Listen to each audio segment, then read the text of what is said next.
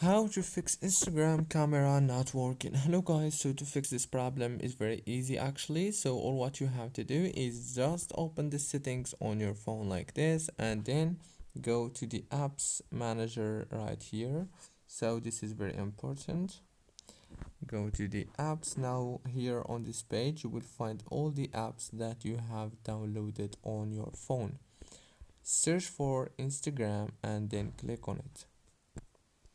After you click on Instagram, it will take you to this page, or what you have to do here is just go to the power usage details, and here make sure that the power consumption alert is enabled, and after that go down and click on the force stop option down here as you can see, and then go back and click on this force stop option.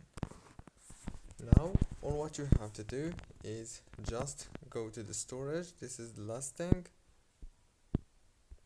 Click on clear data and clear cache.